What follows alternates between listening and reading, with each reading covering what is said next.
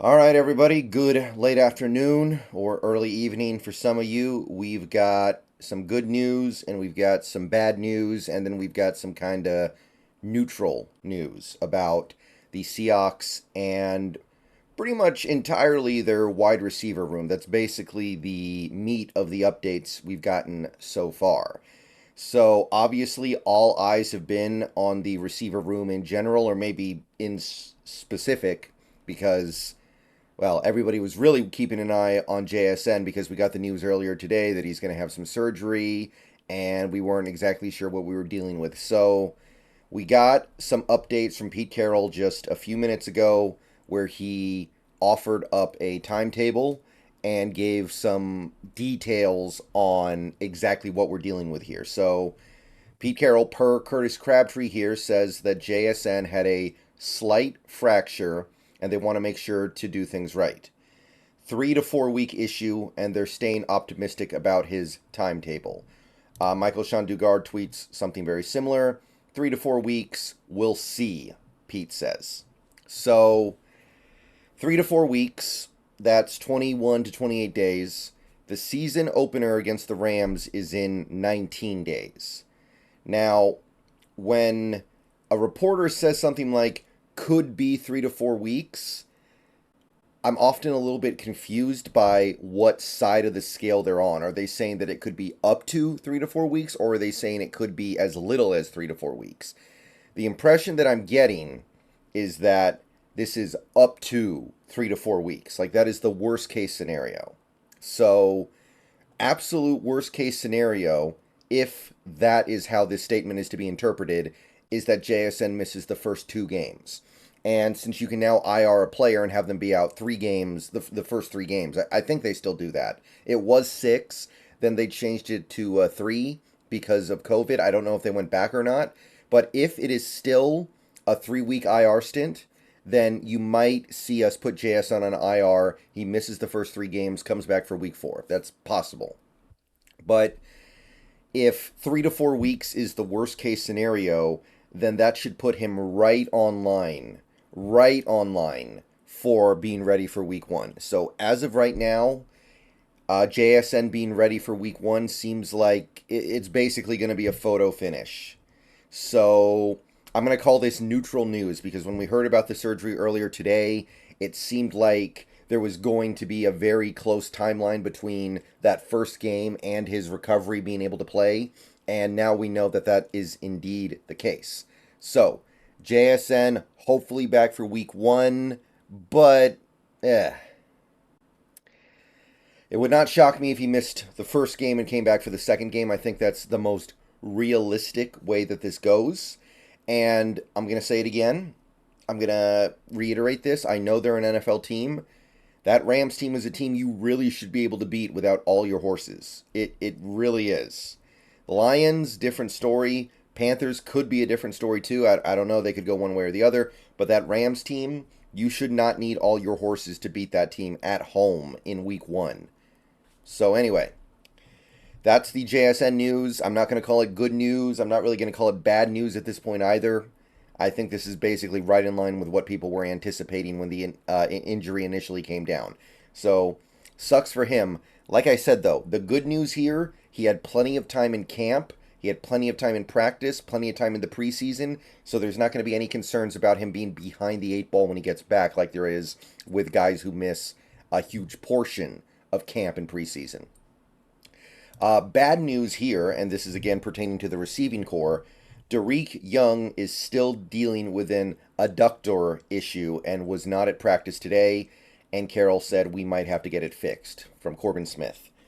So, with JSN potentially missing a game, which at this point my best guess would be he misses game 1 and comes back game 2, Derek Young was going to be in line to get some more reps because Eskridge is still going to be suspended. Nothing's changed there. We don't have him for 6 games, period.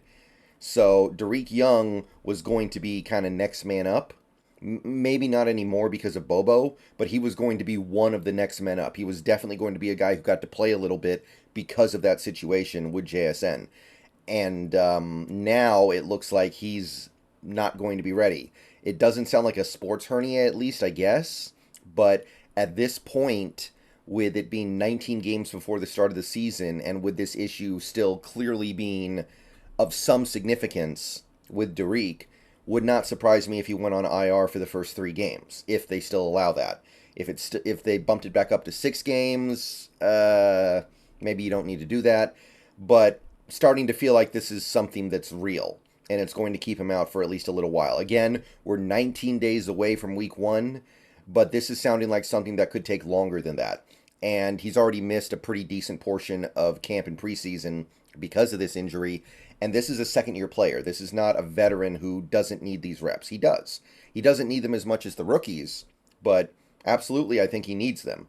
So I maintain very firmly that Derek Young will make this team, no matter how badly he played in that Cowboys game. But this is obviously going to set him back a little bit. All right, so that's basically the bad news. Now let's talk about some good news here with this receiver core, because we did get some of that. And this one could be very significant now. Kade Johnson is back on the practice field. Kade Johnson was actually catching balls today.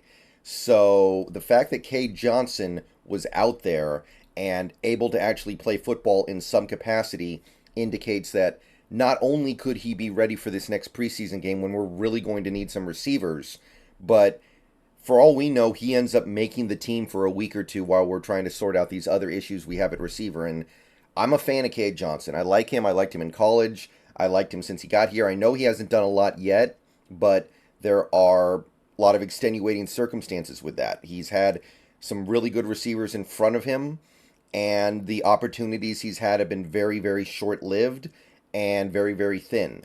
So Kade Johnson is kind of your prototypical slot receiver. Would not surprise me at all if he actually makes the team for a week or two while we try to sort the rest of this stuff out with guys like Derek, guys like JSN, guys like Eskridge, etc., etc. So that's great news. And on a personal level, of course, it's great to have Kade Johnson back on the practice field after what looked like a really, really scary injury. So great news all around here. And we also got this, Winston Jr. back on the field. This is another guy who will probably get a lot of burn in the preseason game now because of these problems we're having. And also, for all we know, I think it's unlikely. I do think it's unlikely. Maybe he actually makes the team. I think that's very unlikely. Maybe he now makes the practice squad, right? We're probably going to carry 3 receivers. If these injuries keep building up, maybe Winston Jr. kind of becomes the next man up, if you will. So good to see him back as well. He missed a handful of practice sessions. So definitely a mix of good and bad news. Now, the bad news probably outweighs the good here because JSN and Derek Young were 2 guys who were almost certainly going, well, in JSN's case, certainly going to make the team. Kade and were not. But just looking at the short term, in terms of this one preseason game coming up where we need receivers, and some of the guys who may have played, I don't think JSN would have played either way, and if he did play, he would have played very little. But we need guys. Having a guy like Winston Jr. and Kade Johnson back is kind of a big deal. All right, I'm going to get out of here. Thanks for watching. Go Hawks. It's unfortunate that things broke this way, but that's the nature of football, guys. This is a violent sport. This is a violent game. Now all we can do is hope these guys get back, and when they get back, they're ready to ball out.